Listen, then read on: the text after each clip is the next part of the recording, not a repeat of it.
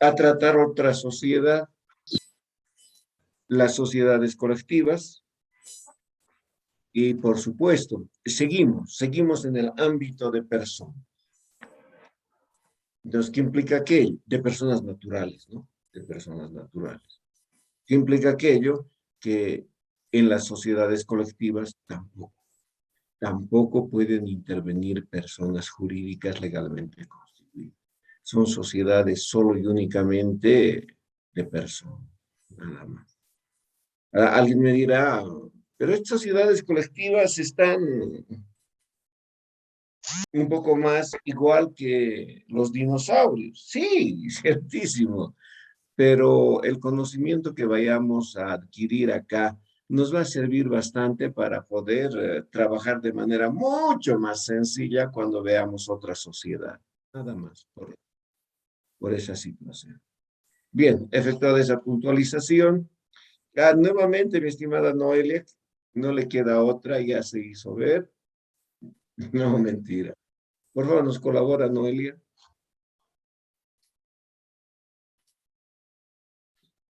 Sí, está bien, licenciado. Estoy buscando un ratito la página. No, no, está bien, tómese el tiempo que sea necesario, no se preocupe.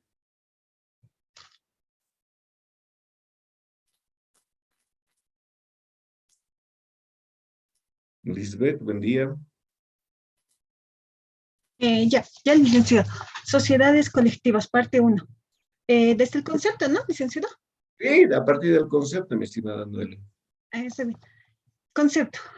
Es la agrupación de dos o más personas naturales identificadas como socios que en cumplimiento de disposiciones legales constituye mediante contrato un ente distinto de los individuos que la conforman, obligándose a efectuar aportes de capital necesarios con objeto de cumplir un fin determinado al ejercer el comercio con fines lucrativos bajo una razón social y con responsabilidad limitada y solidaria ante terceras personas. 2 características. Muy bien, gracias, mi estimada Noelia. Comentaremos algo acá. Y lo que les había adelantado hace unos instantes, personas, solo personas naturales. Entonces, seguimos en el ámbito de las personas naturales. Entonces, las sociedades colectivas están integradas solo por personas naturales. Y por supuesto que estas personas naturales, igual que en las SRL, se las identifican también como socios, como socios. Y que por supuesto estos socios, cumpliendo con la norma legal, constituyen mediante contrato, es decir, testimonio de constitución. Constituyen mediante contrato. ¿Qué? Un ente distinto a ellos. ¿Y cuál es ese ente distinto a ellos? La sociedad comercial en sí. La sociedad comercial en sí. Es un ente distinto a ellos. Y por supuesto, para que este ente pueda desarrollar sus actividades, estos socios tienen que realizar aportes de capital. Aportes de capitales con el objeto de poder desarrollar las actividades empresariales de esta sociedad. Y eso es obviamente el comercio con fines lucrativos. Y desde luego, al igual que en la anterior sociedad, también poseen una razón social. Pero acá viene la gran diferencia con la anterior. Su responsabilidad es ilimitada, ilimitada. La otra era sociedad de responsabilidad limitada. Limitada. Esta es ilimitada. Y además de eso es solidaria frente a terceras personas. Y cuando decimos terceras personas, esto es amplio. Es a personas naturales como a personas jurídicas. Proseguimos, mi estimada Noelia. Está bien, licenciado. Características. Las principales particularidades que identifican a esta clase de sociedades comerciales, sin ser limitativas, son Personalidad jurídica es la capacidad de un ente comercial o civil de ser sujeto de derecho, que no posee existencia visible, sino existencia ideal o jurídica, que la ley concede personalidad propia, independiente de sus asociadas, susceptible de adquirir derechos, poseer toda la clase de bienes y valores, contraer obligaciones y ejercitar acciones legales conforme a su contrato social. Factor humano. En esta clase de sociedades comerciales resalta como elemento propietario y insustituible,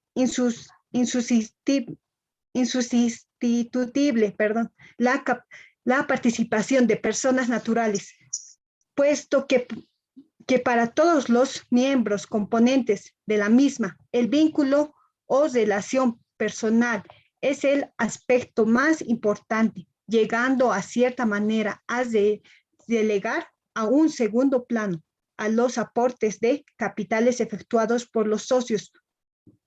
Es decir, enfatiza como condición esencial las buenas condiciones morales, personales y los sentimientos de amistad y confianza recíproca que necesariamente debe subsistir entre ellas.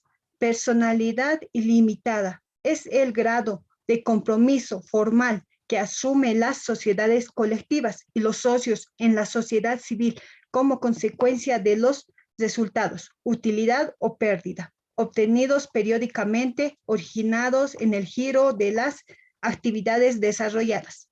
Es decir, la sociedad y los socios deberán responder ante terceras personas en caso de quebrantos con la totalidad de capital aportado y si este es insuficiente, lo harán con todos los bienes personales que poseen y que sean ajenos a la sociedad.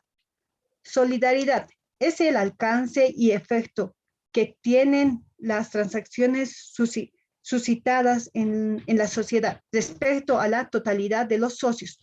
Es decir, las transacciones u operaciones efectuadas por un socio o grupo de socias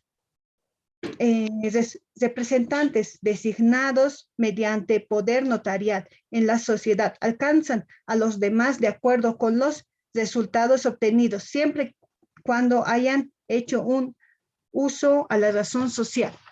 Mínimo y máximo de socios.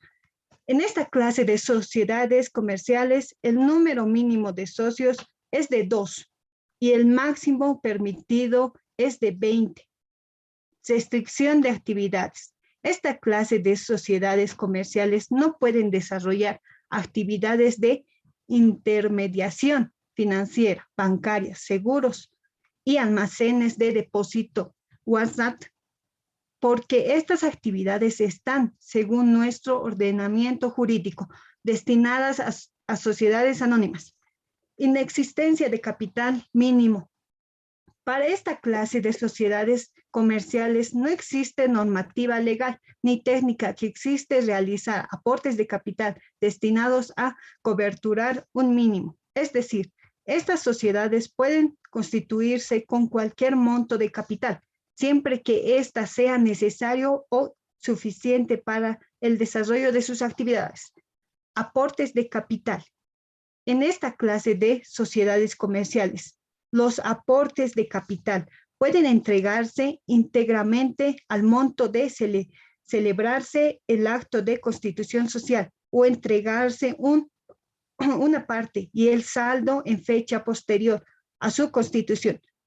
Votos necesarios para modificar la estructura social, cambiar el objeto de la sociedad, aumentar o disminuir el capital, admitir nuevos socios, autorizar la transferencia de capital y disolver la sociedad.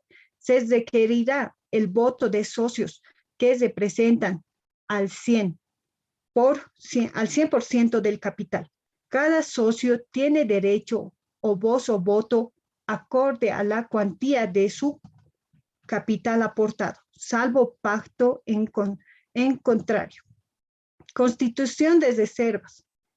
Esta clase de sociedades comerciales no está obligada a constituir reserva legal. Sin embargo, pueden constituir reservas estatutarias, reserva para capitalización, reserva para ampliación de capital, reserva para deposición de capital, etcétera, y o voluntarias que sean razonables y respondan a una prudente administración. Su porcentaje y destino serán acordadas por los socios en su documento de constitución. No disolución por muerte. Esta clase de sociedades comerciales no se disuelven por causa de muerte, interdicción e incapacidad de o quiebra de algún socio, solo pacto en contrario, puesto que si el contrato social permite la incorporación de herederos del socio, el pacto será obligatorio y se efectuará la transferencia de cuotas del fallecido a sus herederos. Caso contrario, los restantes socios tendrán el derecho de adquirir las cuotas de socio fallecido en proporción a sus cuotas de capital y por su valor comercial a la fecha del fallecimiento. 3. Razón social. Hasta ahí. Está bien, licenciado.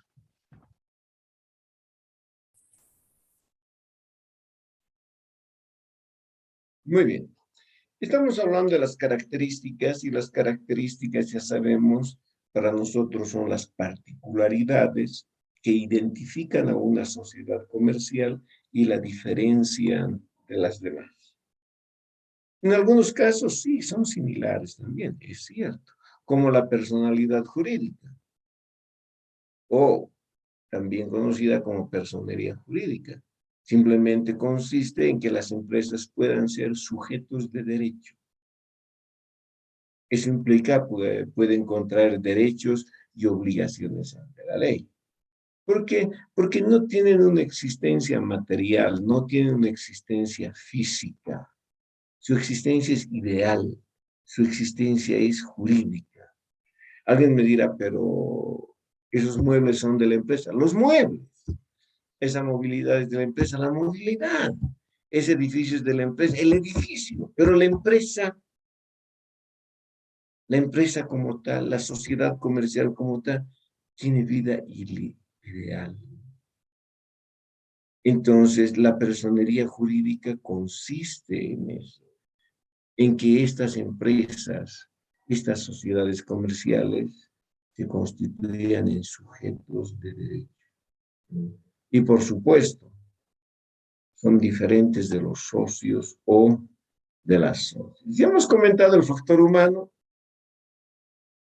Su responsabilidad, sí, es ilimitada. ¿Qué implica esto? La responsabilidad es el grado de compromiso, grado. ¿Hasta dónde? En la CCRL, hasta la cuantía del capital. Muy bien. En cambio, en esta, el grado de responsabilidad es ilimitado. Entonces, en caso de quebrantos, en caso de pérdidas, y las pérdidas sobrepasen el capital de la empresa, los socios o las socias tienen que responder con sus recursos, con sus bienes personales. Algo que no habíamos comentado en las sociedades de responsabilidad limitada. La solidaridad, de que las transacciones desarrolladas por un grupo de socios en función a la razón social afecta a todos. O sea, no hay la posibilidad de decir, no, un momento, esos 5 socios hicieron la transacción, yo no tomé parte de aquello, por tanto, no. El solo hecho de haber utilizado la razón social automáticamente. Así no hay. Y en caso de quebrantos, ¿cómo podríamos también tomar a la solidaridad? De que un solo socio podría encarar los derechos, las obligaciones de todos los demás. Idealista, por supuesto, esto, idealista. En la actualidad es un poco difícil que algún socio diga, bueno, yo voy a pagar por todos ustedes. poco difícil, por no decir imposible. También la solidaridad trabaja ahí. Digo que en la CCRL un mínimo de 2, pero acá el máximo baja a 20. En la CCRL llegamos a 25, aquí simplemente nos quedamos con 20. La restricción de actividades igual. No pueden ejercitar actividad de intermediación financiera, seguros, almacenes de depósito, no. Eso solo está destinado para las sociedades anónimas. No existe capital mínimo, sí, igual que la CCRL. 10.000 bolivianos constituimos una sociedad colectiva, sí. 100.000 bolivianos, sí. 1.000.000 de bolivianos, sí. 10 millones de bolivianos, no existen lineamientos legales como técnicos que establezcan capitales mínimos. Los aportes de capital solo se establece por simple fijación. Tienes de venir los socios, dirán, yo aporto 100, yo aporto 500, yo aporto 300, o dirán, aportaremos en partes iguales, pero se establece ahí, entre ellos. Pero acá viene una gran diferencia respecto a los demás, a la anterior sociedad, que de la cuantía del capital, cualquiera que sea, ejemplo, 10 millones de capital, 10 millones de bolivianos, puede constituirse la sociedad solo con una parte. Y el saldo ser entregado por los socios en el corto plazo. Esa es otra gran diferencia con la anterior. La anterior, si establecían 10 millones, los 10 millones tenían que entregarlos ese momento a su constitución. En cambio acá no, si establecen 10 millones, pueden entregar 4 millones, si se constituye ahora, 4 millones ahora, y 6 millones en los próximos días, semanas, meses, hasta diciembre, por decirles algo, puedan hacer entrega de los aportes. Entonces ahí estamos hablando de qué, de aportes mixtos, aportes inmediatos y aportes mediatos, algo que no hemos comentado en las sociedades de responsabilidad limitada, porque solamente tenían aportes inmediatos. El voto necesario en la anterior era 2/3, en este 100%. Las reservas, estas sociedades no constituyen reserva legal. Así tengan utilidades, no están obligadas a. Pero sí pueden constituir reservas estatutarias, reserva para capitalización, reserva para ampliación de capital, reserva para reposición de capital, reserva por revalúos técnicos, ajuste de. Sí, no hay ningún inconveniente. Tampoco se disuelven por muerte. Sus derechohabientes del socio pueden representar. No hay ningún inconveniente. En cuanto a la razón social, ya sabemos que la razón social es el nombre con el que cuenta, en este caso, una sociedad, para que de esa manera pueda ser identificada y diferenciada de las demás sociedades comerciales, incluyendo, por supuesto, las palabras sociedad colectiva, o su abreviatura SC, no hay ningún inconveniente, pero tienen que ser una de las dos. O se escribe por completo o simplemente abreviamos. La razón social puede estar conformada por el nombre de todos los socios. Un poco problemático, ¿no? Imagínense que sean 20, una razón social gigante, ¿no? O normalmente por los socios principales, 2 o 3 socios principales, o únicamente por el socio principal, no hay mayor inconveniente, no hay ningún problema. ¿Ya? Ahora también en estas sociedades hay la posibilidad de adicionarle a la razón social en reemplazo de sociedad colectiva, y compañía. O sobre abreviatura ICIA y compañía. Entonces ya no decimos sociedad colectiva, se sobreentiende. Eso está implícito.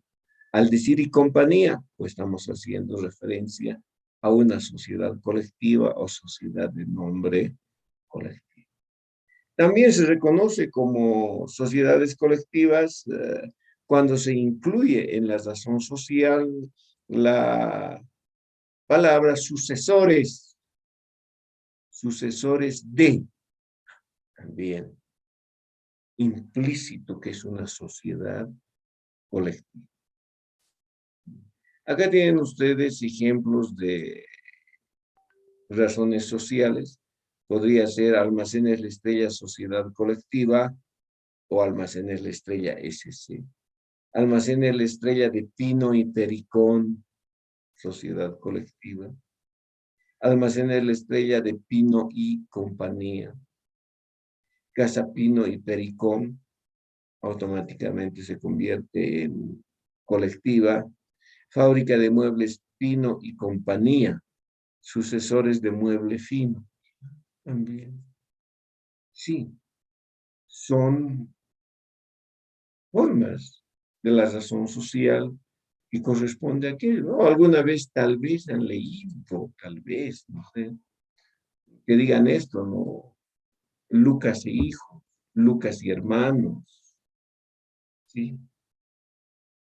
Se identifican como sociedades colectivas.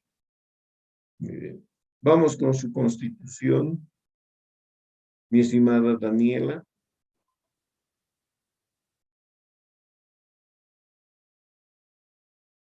Está bien, licenciado. Constitución. Es un procedimiento de carácter jurídico referido al conjunto de disposiciones legales en vigencia, de lineamiento general y específico que regulan la constitución de sociedades comerciales con la finalidad de habitarlas legalmente para prestar servicios a lo largo y ancho del Estado. Por tanto, las sociedades colectivas deben cumplir. Disposiciones generales se encuentran en Código de Comercio, libro primero, título 3 de las sociedades comerciales, capítulo 1, disposiciones generales, artículos 125 al 172. Disposiciones específicas. Se encuentran en el Código de Comercio, libro primero, título 3 de las sociedades comerciales, capítulo 2, sociedad colectiva, artículos 173 al 183. Estas sociedades se constituyen mediante contrato, testimonio de constitución, el cual, bajo la forma de instrumento público, deberá contener todos los términos básicos que regirán a dicha sociedad, siendo estos lugar y fecha de celebración del acto, generales de todos los socios o socias, razón social y domicilio de la sociedad, objeto social, monto del capital social, monto y clase del aporte efectuado por cada socio o socia, plazo de duración, forma de organización de la administración, forma para distribución de resultados, utilidades y o pérdidas, constitución de reservas para capital, derechos, obligaciones y prohibiciones de los socios entre sí y con terceros, disolución de la sociedad, compromisos sobre jurisdicción arbitral, además los establecidos específicamente para esta sociedad. Gracias, mi estimada Daniela. Ustedes pueden apreciar que acá, en lo que hacemos referencia a la constitución legal, no les voy a poder comentar grandes novedades. ¿Por qué? Esto hace referencia a un procedimiento, pero un procedimiento de carácter jurídico y, por supuesto, administrativo, que tienen que cumplir todas las sociedades comerciales en Bolivia para que puedan estar debidamente habilitadas y poder prestar sus servicios a lo largo y ancho del territorio nacional. Eso es para todas las sociedades comerciales, sin excepción. Entonces, no hay ninguna novedad. Ahora, por supuesto que el cumplimiento de estas disposiciones legales son de orden general para todas las sociedades sin excepción y de alineamiento específico para cada sociedad en particular. Por supuesto, ambos grupos de disposiciones están tipificadas en nuestro Código de Comercio. Las de orden general del artículo 125 al 170. Esas son para todas las sociedades. Son disposiciones generales. 125 al 172. Por supuesto, les recomiendo, vuelvan a leer esos artículos para tener mayores elementos de juicio respecto de lo que representa una sociedad comercial desde el punto de vista legal. No implica, bajo ningún punto de vista, que vayamos a interferir con la labor profesional de los abogados, no, sino tener un mayor conocimiento y tal vez poderlos asistir el momento en que ellos requieran de una manera mucho más acertada. Y las disposiciones específicas, que en nuestro caso están del 173 al 183, 10 escasos artículos. Recomendación, lean estos 10 artículos, tomen un resumen de los mismos o vuelvan a leer 2 o 3 veces hasta que hayan podido internalizar aquello. Igual que las SRL se constituyen por contrato, el testimonio de constitución, que ya lo hemos revisado en el primer tema, ¿ya? Y por supuesto, estos puntos que se mencionan como lugar y fecha de celebración del acto, generales de los socios, ya es conocido por nosotros. La variante, ¿dónde va a estar? En el capital, ¿no? Que va a ser un capital establecido por simple fijación. En el caso anterior era un capital dividido en partes que técnicamente reciben la denominación de cuotas de capital. Acá no existe aquello, ¿no? Simplemente la cuantía desde el punto de vista absoluto y su participación desde el punto de vista relativo.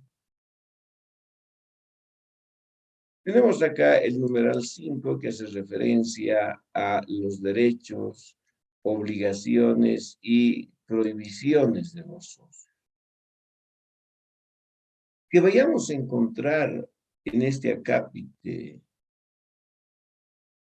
grandes novedades respecto de lo que hemos tratado en SRL. Por lo menos un 80% de esto es muy similar para las sociedades de responsabilidad limitada, para las sociedades colectivas y, por qué no decir, para las demás sociedades comerciales. Por tanto, grandes novedades no creo que vayamos a encontrar acá. Noelia, ¿podemos dar lectura, por favor? Está bien, licenciado. ¿Derechos, obligaciones? Ya. Derechos, obligaciones y prohibiciones de los socios. Los derechos, obligaciones y prohibiciones de los socios deben estar descritos en forma clara, en contrato, testimonio y constitución, puesto que tal documento se convierte en reglamento interno de la sociedad y cobran vigencia desde la fecha fijada en contrato. Derechos son un conjunto de facultades y o beneficios que por ley y por contrato, testimonio correspondan a o favorecen a un socio y está en condiciones de exigir a los demás socios su cumplimiento sin ser limitados. Seguidamente se presentan. Exigir, se precautela la integridad de sus aportes de capital a los administradores o representantes de la sociedad. Incorporar en la razón social su nombre patronímico, participar prioritariamente en los aumentos de capital, si en su decisión formar parte de las asambleas ordinarias y extraordinarias de sociedad, con derecho a voz y voto en función a sus aportes de capital. Formar parte del directorio de la sociedad cuando corresponda. Formar parte del plantel gerencial de la sociedad y ser remunerado según acuerdo y disposiciones legales en el ámbito laboral. Ejecutar labores de representación de la sociedad. integrar comisiones o comité para desarrollar actividades específicas, impugnar resolución de la sociedad cuando corresponda, otorgar poderes a los representantes de la sociedad, recibir poderes en calidad de representante de la sociedad, no ser excluido de la sociedad sin causa justificado, supervisar actos de los administradores o representantes de la sociedad, disponer de los fondos comunes en beneficio de la sociedad cuando corresponda, acceder a la información financiera, jurídica, administrativa y cualquier otra de la sociedad en fechas preestablecidas, participar en las utilidades según la forma estipulada en contrato. Testimonio.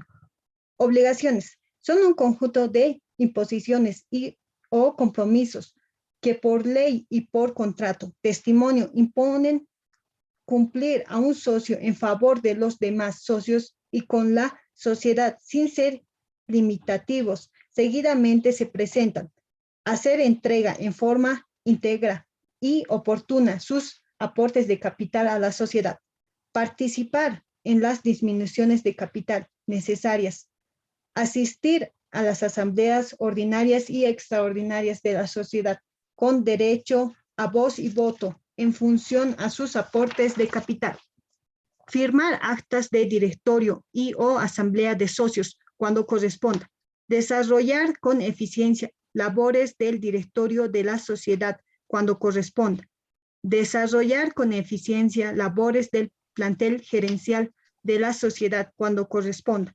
cumplir con responsabilidad y esmero las emisiones encomendadas, dar cumplimiento estricto a las resoluciones de la sociedad, sean del directorio y o dar cumplimiento estricto a las resoluciones de la sociedad, sean del directorio y o asamblea de socios.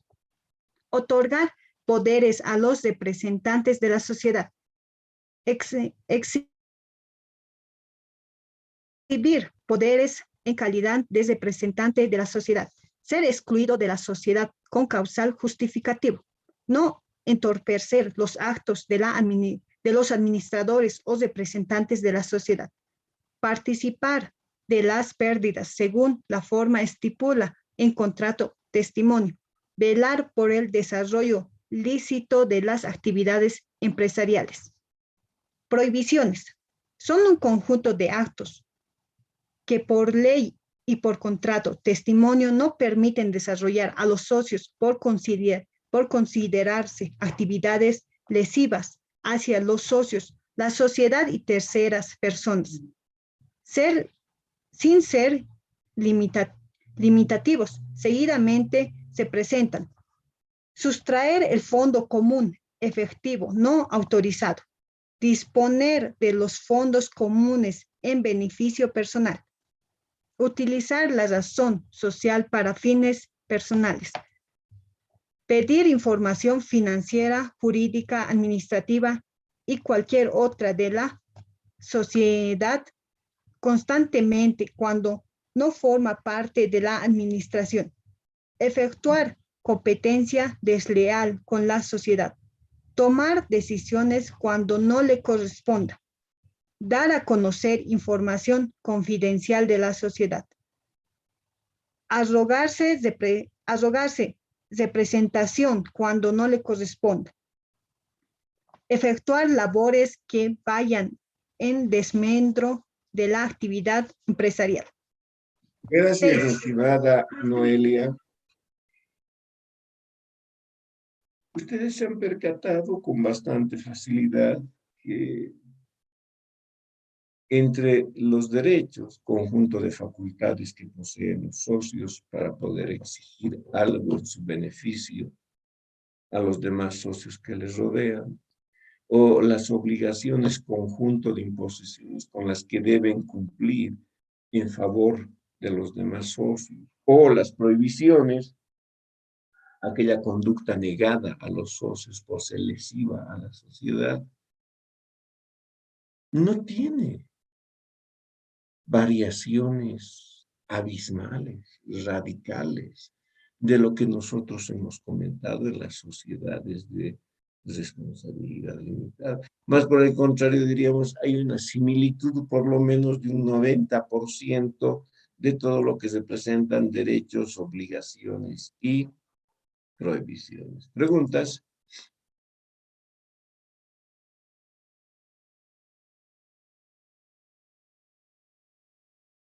Muy bien. Luz, ¿puede dar lectura al numeral 6?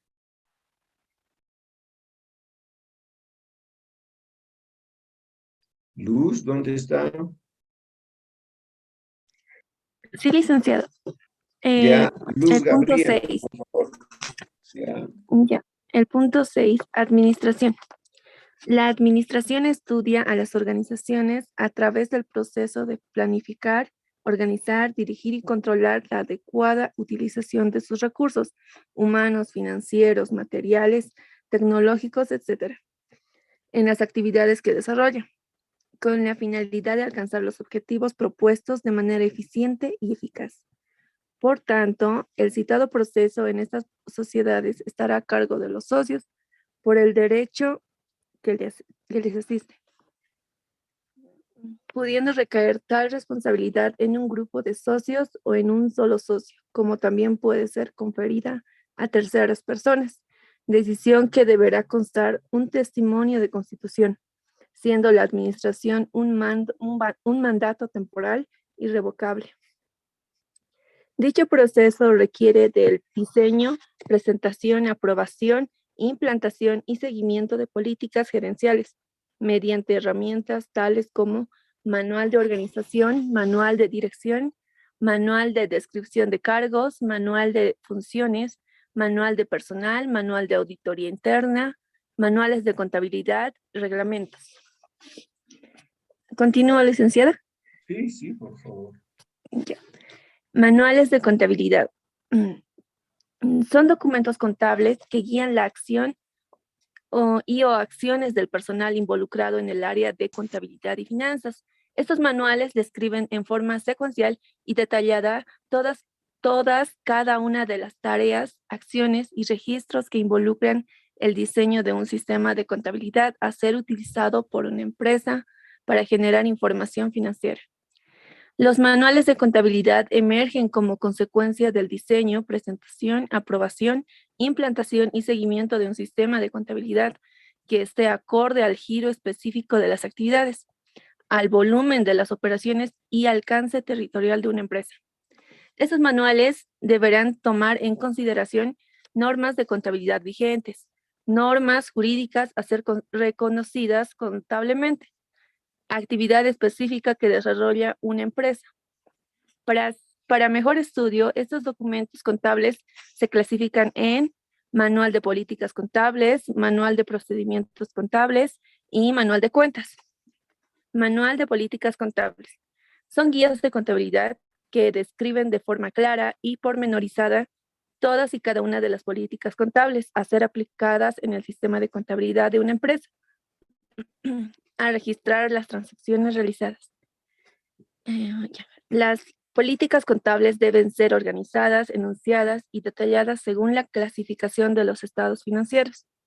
Políticas contables. Son principios, bases, acuerdos, reglas y procedimientos específicos adoptados por una empresa en la preparación y presentación de la información financiera, estructurada en sus estados financieros. Manual de procedimientos contables. Son guías de contabilidad que describe en forma clara y pormenorizada bajo la condicionante responsabilidad, acción. Todos y cada uno de los procedimientos a ser aplicados en el sistema de contabilidad de una empresa al registrar las transacciones realizadas. Una relación posible del contenido de este documento contable es estructura orgánica, actividad específica, asientos tipo aplicados para determinados procedimientos contables, normas a ser aplicadas para cada uno de los procedimientos contables preestablecidos, manual de cuentas. Son guías de contabilidad que describen en forma clara y pormenorizada la naturaleza de las cuentas que apropia o apropiará una empresa en el desarrollo de sus actividades, considerando división del trabajo contable y recursos humanos.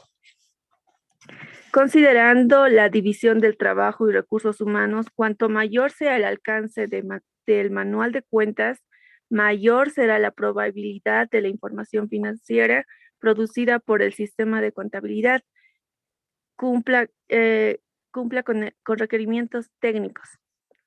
Mayor información en el libro, temas de contabilidad básica, tema 5, manuales de contabilidad. Muy bien. Señoritas jóvenes, ¿qué podemos comentar acá? No hay novedades, no hay novedades. Para nosotros, bueno, sería novedoso que yo les venga a comentar sobre los manuales de organización, de dirección. No, no les voy a comentar de aquello porque no soy administrador, igual que ustedes, auditor. Entonces, por tanto, mi conocimiento es limitado al respecto. Sin embargo, ustedes tienen, por supuesto, su profesor de administración con quien están trabajando toda esta parte. Sí, podríamos comentar sobre lo que es el manual de contabilidad, lo que es un manual de procedimientos contables, un manual de cuentas, un plan de cuentas, por supuesto. Pero que también todo esto tenemos, por supuesto. ¿Dónde tenemos y hemos revisado esto? Simple y llanamente en contabilidad básica. Ahí hemos trabajado en el tema teoría de las cuentas, manuales de contabilidad exclusivamente. Ahí hemos revisado todo esto y no hay mayor inconveniente al respecto. Por tanto, tampoco acá hay novedades como para que podamos comentar o darle cierta relevancia a esta parte. No, no hay más.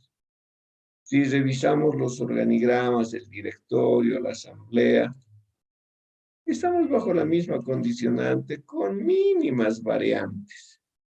¿Sí?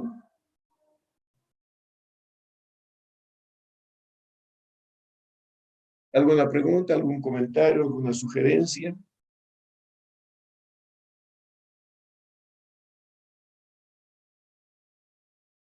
Ya.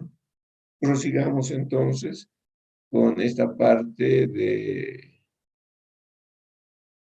el organigrama.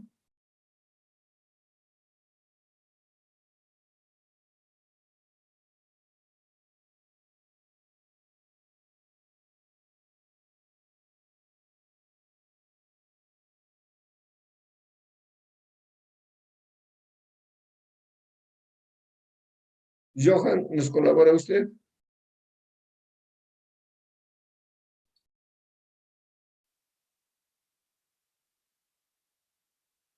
Gabriela. Está bien, licenciado. Por favor. Organigrama. Diagramas de organización, gráficos de jerarquía. Es la representación gráfica de la estructura de una empresa o institución en la cual se muestran las relaciones entre sus diferentes partes y la función de cada una de ellas, así como las personas que trabajan en las mismas. La unidad de auditoría interna, UAI, es un organigrama, debe presentarse debajo de la instancia máxima de decisión, puesto que sus informes los remite a esta instancia. ¿Continúo, licenciado? Sí.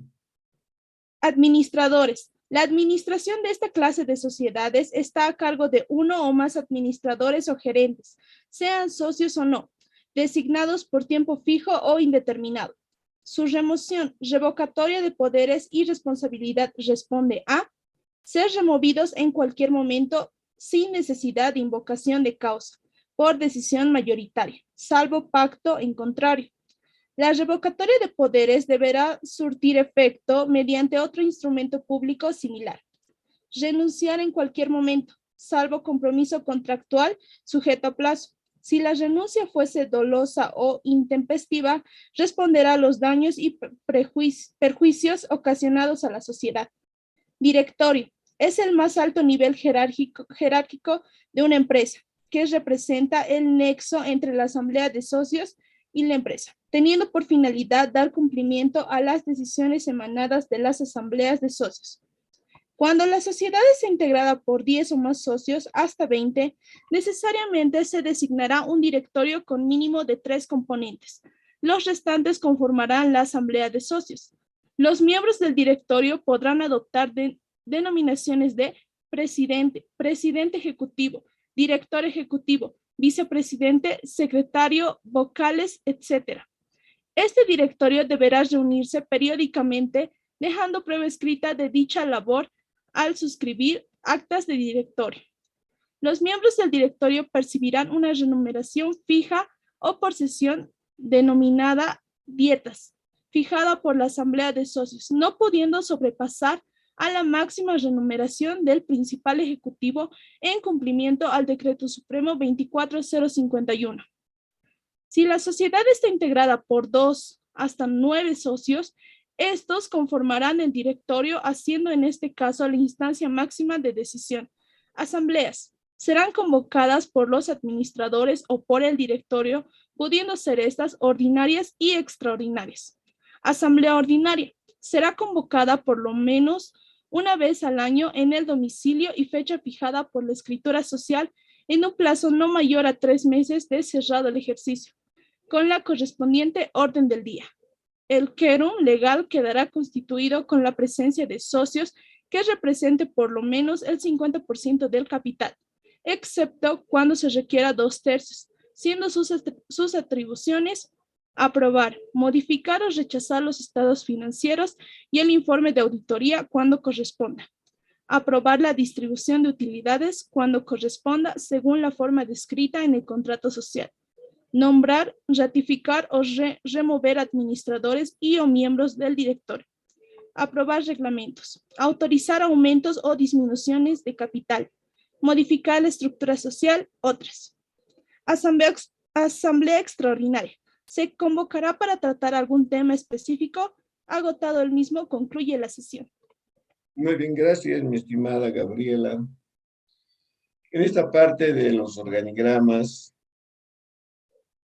novedades tampoco tenemos, pero sí vamos a ser reiterativos, ¿no? De que el momento en que se esté diseñando el organigrama de una empresa, papel importante nuestra participación en que la UAI, la Unidad de Auditoría Interna, esté bajo tuición de la instancia máxima de decisión. Normalmente, la instancia máxima de decisión en una sociedad comercial es la asamblea de socios o la junta de accionistas. Entonces, la unidad de auditoría interna está bajo esa dependencia. Y los informes directamente deben hacer llegar a esa instancia. ¿Qué implica esto? Que están bajo fiscalización del auditor interno, comenzando del directorio. Ahora sí, la sociedad tiene 3, 4, 5, 8, 9 socios, no hay asamblea. Directamente todos constituyen el directorio. Y en ese entendido, la instancia máxima de decisión es el directorio. Por tanto, en esos casos, la unidad de auditoría interna debe estar bajo tuición del directorio y los informes elevados al mismo. Eso implica que a partir de la gerencia general o gerencia principal están bajo fiscalización del auditor interno. Sería algo que siempre vamos a reiterar. Las asambleas que no tienen gran modificación respecto a lo que hemos venido tratando, tanto la ordinaria como la extraordinaria, y sí seremos reiterativos con la extraordinaria. Se la convoca con temario único, Agotado ese tema, automáticamente concluida la asamblea. No hay la posibilidad de tratar un tema adicional. Imposible que quieran aumentarle varios de comentar diferencias. No, eso ocurre solamente para las asambleas ordinarias. En este caso, las extraordinarias no están bajo esa condición. ¿Preguntas?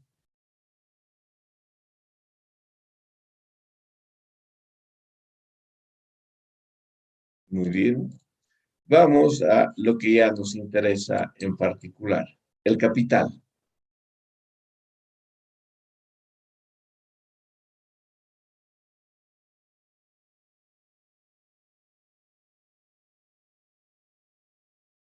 ¿Quién va a dar lectura?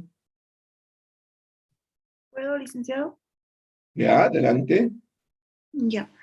Es el conjunto de aportes Sumaya, ya adelante. materializados en recursos que los socios de su patrimonio personal entregan a una sociedad colectiva para el desarrollo de sus actividades, debiendo ser evaluados con fiabilidad en términos de unidades monetarias nominales o en unidades de poder adquisitivo constante.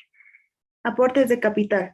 Son parte del capital de una sociedad colectiva, originados por contribuciones de diferente índole, que representan la participación de cada socio. Valuadas con fiabilidad en términos de unidades monetarias nominales o en unidades de poder adquisitivo constante. Ver tema número 1, patrimonio. Clasificación. ¿Esa parte más? Sí. ¿Ya? Para adecuado estudio y aplicación de lineamientos técnicos, los aportes de capital están agrupados bajo determinadas condicionantes para establecer sus características y diferencias entre sí, siendo tal clasificación la siguiente. Inciso A, por su naturaleza: aportes en efectivo, aportes en inversiones, aportes en bienes, aportes en trabajo. Inciso B, por el tiempo: aportes inmediatos, aportes mediatos y aportes mixtos. Muy bien, hasta ahí, mi estimada Sumaya. Entramos a, si alguien diría, en materia. Lo demás que hemos revisado nos sirve para tener un concepto, una idea de lo que es una sociedad, en este caso colectiva o sociedad de nombre colectivo. Desde luego, eso tampoco deja de ser algo que no vayamos a tocarlo, sí. Pero algo donde sí vamos a tener también mayor interés es en la temática inherente a nuestra profesión. En este caso estamos hablando del capital. Pero sin embargo, acá ustedes ya se han podido dar cuenta y han podido percibir con bastante facilidad que el concepto de capital es el mismo que hemos estudiado en SRL, es el mismo que hemos revisado en el tema número 1, es el mismo que vimos por vez primera en contabilidad base. Entonces no hay variante, porque el concepto de capital es único. Y cuando decimos es el conjunto de aportes materializados en recursos, ¿y dónde están los recursos? En el activo. ¿Y cómo es que están materializados? De acuerdo a la clasificación del activo: disponibilidad, descuentos por cobrar, inventarios, pagos anticipados, bienes de uso diferido, etc. Correcto. Y que por supuesto, ¿quiénes entregan esto? Los socios. ¿Y de dónde obtienen esto? De su patrimonio personal. ¿Para qué otorgan esto? Para el desarrollo de actividades de la sociedad. Y por supuesto, estos aportes tienen que estar valuados en términos de unidades monetarias. Por tanto, no es ninguna novedad. Seguimos manteniendo el concepto de capital.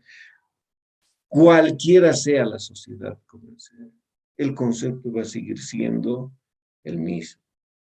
Decíamos que el capital es un conjunto de aportes. ¿Qué son los aportes de capital? Son partes del capital, en este caso de una sociedad colectiva. Dice, originados por contribuciones de diferente índole. ¿Qué implica? Que dependiendo de los recursos que poseen los socios, constituirán su capital. Algunos que tengan solamente efectivo, pues aportarán efectivo a la sociedad. Otros que tengan bienes de uso como maquinaria, como edificios, galpones, podrán aportar también esa clase de recursos. Otros que tengan inversiones, obviamente previo endoso correspondiente, también podrán otorgar a la empresa. Por eso decimos conjunto o partes del capital de una sociedad originados por contribuciones de diferente índole, distintas. No implica que todos deban entregar en efectivo, todos en bienes de cambio, todos, no. Dice de diferente índole. Ahora, ¿cómo están clasificados los aportes de capitales en esta sociedad, en la sociedad colectiva? Podemos hacer desde dos puntos de vista. Los aportes de capital por su naturaleza y los aportes de capital por el tiempo.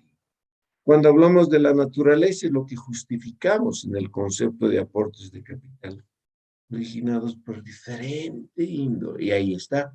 Podemos tener aportes en efectivo, aportes en inversiones, aportes en bienes, y acá sí se da la posibilidad de aportes en trabajo. Por el tiempo. Esto hemos estudiado en SRL, lo anterior también, excepto aportes en trabajo. Pero en el anterior caso solamente eran aportes inmediatos. Ahora tenemos aportes inmediatos y aportes mixtos. Ahí viene la gran diferencia con las sociedades. Bien. Mi estimada señorita Sumaya, ¿puede dar lectura a esta clasificación 7.1.1? Está bien, Liz. 7.1.1. Por su naturaleza. La clasificación bajo esta condicionante origina la apropiación, reconocimiento, evaluación, medición de partidas en el sistema de contabilidad de una sociedad colectiva. Aportes en efectivo. Bajo esta denominación deben incorporarse todas aquellas contribuciones materializadas en recursos que representen efectivo libre de restricciones y de inmediata disponibilidad, depositados en un banco del sistema, entregados por socios. Aportes en inversiones. Bajo esta denominación deben incorporarse todas aquellas contribuciones materializadas en recursos que representen acciones de empresas, bonos de empresas, certificados de aportación, depósitos a plazo fijo y o a visa, etcétera, entregados a los socios. Aportes en bienes. Bajo esta denominación deben incorporarse todas aquellas contribuciones materializadas en bienes de cambio, inventarios y bienes de uso, muebles, equipos de computación, vehículos, inmuebles, etcétera, entregados por los socios. Estos aportes son objetos de traslación de dominio y en riesgo de los mismos estará a cargo de la sociedad a partir del momento de la entrega. De no efectuarse la entrega, el socio deberá aportar su equivalente en efectivo en un plazo de 30 días. Los aportes de bienes inmuebles generan la transferencia mediante testimonio e inscripción en registro de derechos reales. Esta clase de aportes deben poseer documentación original que respalde su estado, nuevos, su valor, al ser transferidos de la sociedad. De no cumplir con estas condiciones, deben incorporarse mediante informe de perito independiente que proporcione estado de conservación, justiprecio valor, años de vida útil residuales. Aportes en trabajo. Bajo esta denominación deben reconocerse las prestaciones de trabajo o industria comprometidos por los socios industriales y estar debidamente estipuladas. Además, no forman parte del capital de la sociedad, tienen derecho a participar de las utilidades según lo pactado y no soportan pérdidas. Si el socio no cumple con sus obligaciones, la sociedad tiene el derecho de separarlo y si el incumplimiento se debe a dolo o culpa, puede exigir judicialmente el resarcimiento de daños y perjuicios ocasionados. Muy bien, gracias, mi estimada Sumaya, hasta ahí. Lo que hemos comentado, pues no hay variante. Hemos tratado esto en básica, hemos tratado esto en SRL y tenemos pues aportes en efectivo que necesariamente van a estar depositados en un banco del sistema. Aportes en inversiones, sean acciones de otras empresas, sean bonos de empresas, depósitos a plazo fijo, fijo, depósitos a la vista. No hay ningún inconveniente de aquello. Sí, puede ser. En bienes pueden entregar bienes de cambio, mercaderías, pueden entregar bienes de uso, muebles, maquinaria, edificios, terrenos, galpones. Sí, no hay ningún inconveniente. Ahora, la condicionante para esto es que se tiene que efectuar, y hemos comentado esto, la transferencia. ¿Ya? Si el señor Pancho Pérez entrega un edificio de 5 pisos a la empresa como aporte de capital, el derecho propietario de ese edificio tiene que ser transferido a la sociedad. Deja de ser propietario el señor Pancho Pérez. ¿Y quién viene a ser propietaria de ese edificio? Es, ejemplo, Almacenes La Estrella, sociedad colectiva. Entonces tiene que existir la transferencia y la documentación de tenencia legal, por supuesto. Si no se tiene un valor preestablecido y que sea fiable, sí, necesariamente se debe contar con la participación de un perito independiente. ¿Y quién es el perito independiente en este caso respecto de su profesión? El arquitecto, como también el ingeniero civil, quienes pueden efectuar un trabajo técnico para establecer un justiprecio y los años de vida útil residuales en función al estado de conservación de los bienes. ¿Sí? Trabajan bajo esa condición. Y lo novedoso acá es los aportes en trabajo, los llamados socios industriales. No aportan capitales. Sí. ¿Forman parte del capital de la sociedad? No. Su aporte es en conocimientos, en trabajo. Muy bien. ¿Se les distribuye las pérdidas? No, solo las utilidades. Es lo que establece nuestro código de comercio. A diferencia de las anteriores sociedades que no se tenía esa posibilidad. Si hablamos de los aportes de capitales por el tiempo, proseguimos, por favor.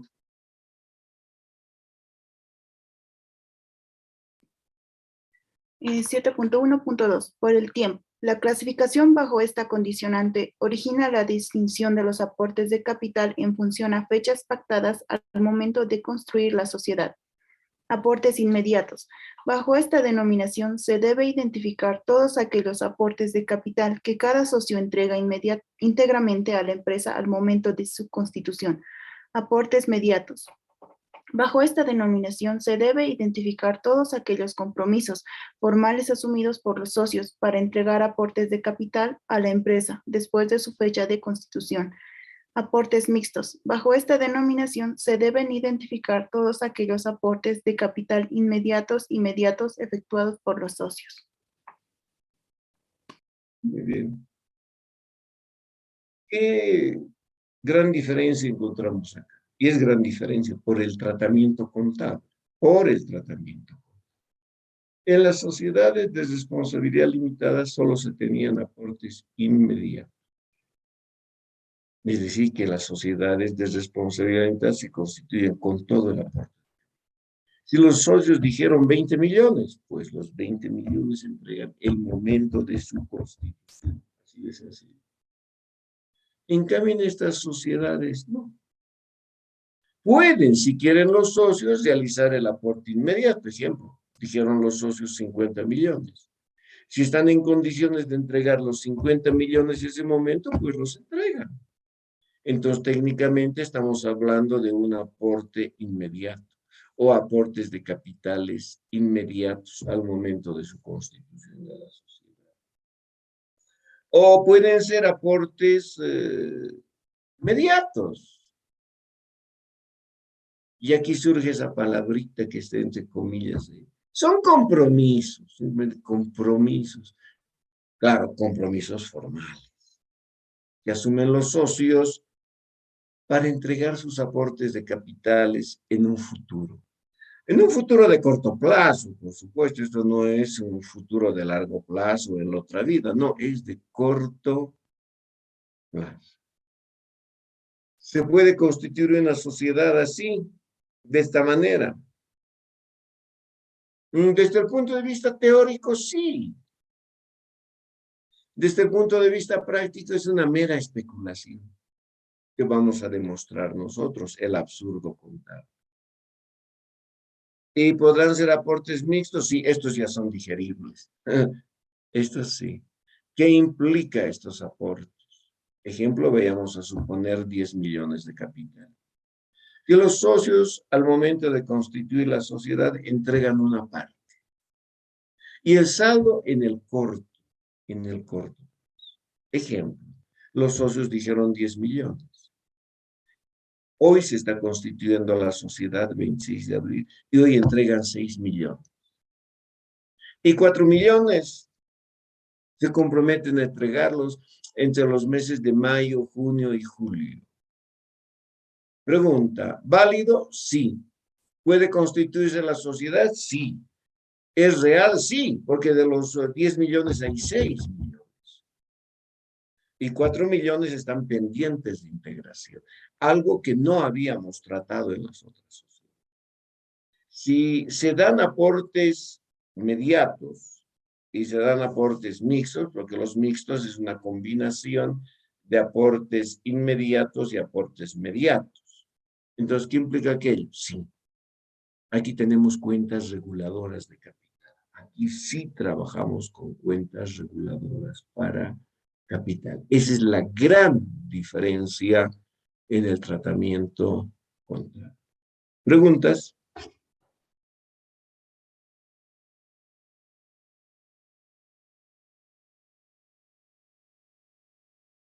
¿Estamos bien?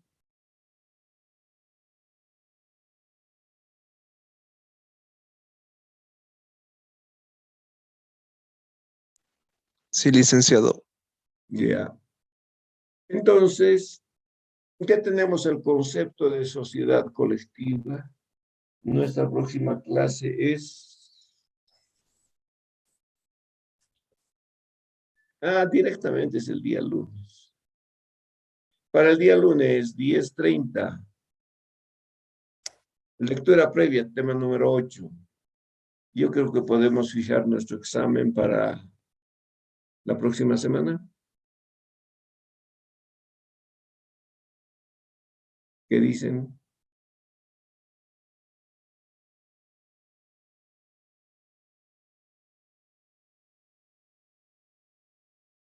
Licenciado, ¿podría ser para la subsiguiente semana? Ya. Estamos ahora 26, mi estimada Andrea. Usted dice entre el 2 y el 6. Andrea. Estoy entrando a mi calendario. Licenciado, un ratito, por favor. No, yo estoy viendo en el calendario también eso. Ya.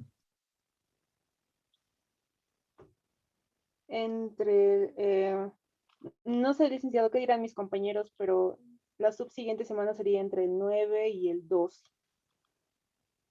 Entre el 9 Correcto, y el licenciado. 12. Sí, estaría bien, El licenciado. 9 y el Sí, 11, ¿no? licenciado. Porque en realidad el 12 no tenemos ya clases. Yo también hago mis clases solamente lunes, martes y miércoles. Jueves y viernes no tengo actividad de clases. Entonces, conversen entre ustedes también esto. Dejaremos como fecha tentativa entre 9 y 11. ¿Está bien?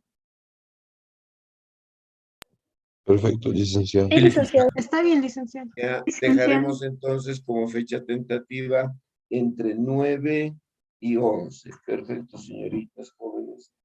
Haremos nota también nosotros.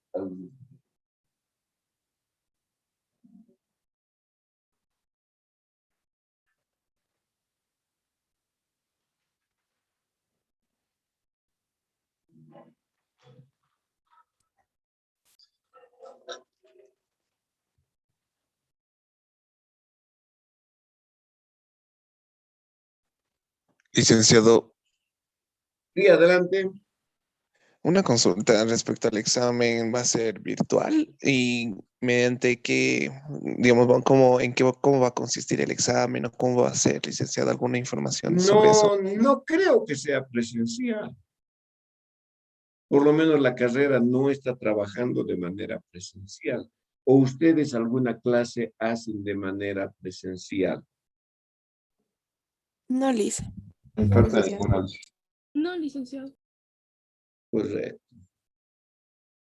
Yo no creo que sea presencial. Vamos a trabajar de forma manual, pero manual, digo, virtual. Nuestro examen estaría para entre 9 y 11.